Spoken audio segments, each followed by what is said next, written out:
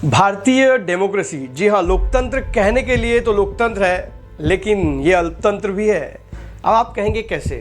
दोस्तों, भारत की ज़्यादातर जनसंख्या अनपढ़ है और गरीब भी है।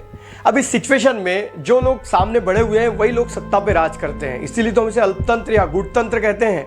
लेकिन इससे भी बढ़कर मैं कहूँगा कि भारत तो एक राजतंत्र है। राजतंत्र, जी हाँ, क्योंकि जिस प्रकार से राजा का बेटा राजा बनता है उसी प्रकार से हमारे देश में भी 1947 के बाद जवाहरलाल नेहरू प्राइम मिनिस्टर बने। उसके बाद जब उनका परिवार आगे बढ़ा तो इंदिरा गांधी जी के सुपुत्र राजीव गांधी, और राजीव गांधी जी के बाद सोनिया गांधी जी ने सत्ता की कमान संभाल ली और अपने बेटे राहुल गांधी को प्रमोट करना शुरू कर दिया। अब इसी प्रकार से स्थिति कश्मीर में देख सकते हैं, जहां अब्दुल्ला परिवार बहुत दिनों तक सत्ता में रहा। उड़ीसा में पटनायक परिवार, महाराष्ट्र में देख लीजिए ठाकरे परिवार। इस प्रकार से हर स्टेट में कोई ना कोई परिवार सत्ता में बैठा हुआ था। जैसे लालू जी ने अपने बेटे को प्रमोट कर दिया, उसी प्रकार से पवार जी ने भी अपने भाई को प्रमोट किया, अपने बेटी को प्रमोट किया। मतलब ये कि भारत लोकतंत्र नहीं, राजतंत्र है। लेकिन इससे भी बढ़कर अगर हम आगे देखें तो भारत एक संविधान पे चलने वाला देश है। लेकिन कुछ संविधानोत्तर ऐसी संस्थाएं हैं जिसका इस्तेमाल करके सरकार खुद को ताकतवर बना लेती है। अब आप सीबीआई को देख लीजिए। जब कुछ दिनों पहले हमारे कोर्ट के एक जज ने कहा था कि सीबीआई एक पिंजरे में बंद तोते के समान है, जिसे सरकार चाहे तब अपने लिए इस्तेमाल कर सकती है। लास्ट तो आप देख ही रहे हैं कि सत्ताधारी सरकार के खिलाफ में अगर आप कुछ बोलेंगे तो आपके पीछे भी ईडी लग जाएंगी, कहीं मेरे पीछे ना लग जाए। दोस्त, तू समझा? हाँ। नहीं, तू समझा नहीं। तो सरकार के खिलाफ बोलना आज के तारीख में डेमोक्रेसी में तो गलत नहीं है, लेकिन अभी तो गलत लग रहा है। पता नहीं आगे क्या होगा। दोस्तों, अगर हम आगे बढ़ते हैं तो हम ये देखते हैं कि हमारे लोकतंत्र में लोकतंत्र तो बचा ही नहीं है, धर्मतंत्र आ चुका है। क्योंकि आज हमारे नेता धर्म के नाम पर राजनीति करते हैं और धर्म के नाम पर ही वोट मांगते हैं। और हमारे देश की भोली भाली जनता भी धर्म के नाम पर वोट देने से कतराती नहीं। उन्हें तो हिंदू राष्ट्र जो बनाना है, ठीक है, उनकी अपनी इच्छा है। लेकिन क्या आपको नहीं लगता कि हम एक गलत रास्ते की ओर जा रहे हैं? दोस्तों, आज हमारी सरकारें धर्म के नाम पर डिसीजन लेने से बचती है। पहले कांग्रेस गवर्नमेंट थी जो किसी एक धर्म को प्रमोट करती थी, और अब बीजेपी गवर्नमेंट है जो किसी एक धर्म को प्रमोट करती है।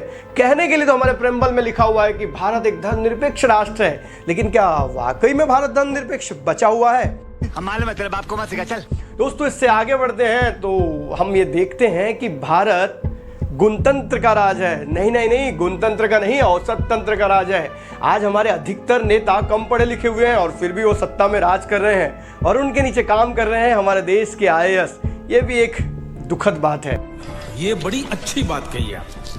लेकिन हमें क्या, हमें तो सिर्फ वोट देना है। वैसे भी देश में गधों की संख्या तो कोई कमी है नहीं, क्योंकि यहाँ तो 500 रुपए में वोट बेचने वाले लोग पैदा हो चुके हैं। दोस्तों, भारत के राजनीति को वृद्ध तंत्र भी कहा जाता है, क्योंकि यहाँ मैक्सिमम नेता 45 से 55 के एज में हैं, और मुख्यमंत्री और प्रधानमंत्री तो कभी 30 साल का बंदा बन ही नहीं सकता।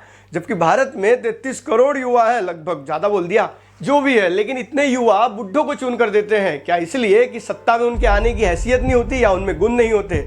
सब कुछ होता है, लेकिन इनके पास होता नहीं धन। जोर जोर से बोल के लोगों को स्कीमें बता दे। और इसलिए तो मैं कहता हूं भारत की राजनीति धनतंत्र है, क्योंकि ये पॉलिटिकल पार्टीज भी उसी को टिकट देती है जिसके पास पैसा है। क्योंकि सत्ता में आने के लिए पैसा खर्च करना पड़ेगा, तभी तो हमारे गधे मतदाता बिकते हैं। दोस्तों, धनतंत्र बन चुका है भारत का लोकतंत्र। भारत के 80% आमदार और खासदार, जी हाँ, एमएलएज एंड एमपीज करोड़पति है, और गरीब इंसान के पास कुछ भी नहीं बचा है। लेकिन फिर भी हम अपने डेमोक्रेसी को बदलने के लिए कुछ करते नहीं। और बात आती है जब हम सरकार के खिलाफ बोलना शुरू करते हैं तो सरकार हमारे पीछे कहीं अपना कुत्ता ना लगा दे। जी हाँ, वही वाला। अब आप जो भी समझ ले, मुझे तो जो लगा वो मैंने कह दिया।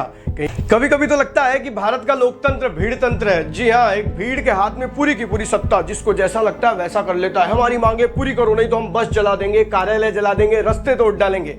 महाराष्ट्र में अभी आप देख ही सकते हैं। आप मणिपुर में हिंसा को देख सकते हैं। दोस्तों, अपनी मांगों के लिए आंदोलन करना गलत नहीं है, लेकिन क्या अपने आंदोलन के लिए सार्वजनिक संस्थाओं को नुकसान पहुंचाना सही है? इस बात का आंसर आप खुद लें। और दूसरी बात, हमारा देश एक निरंकुश शाही की ओर बढ़ते जा रहा है। आज पूरा देश कह रहा है कि भारत में हुकुमशाही ना आ जाए, डिक्टेटरशिप ना आ जाए।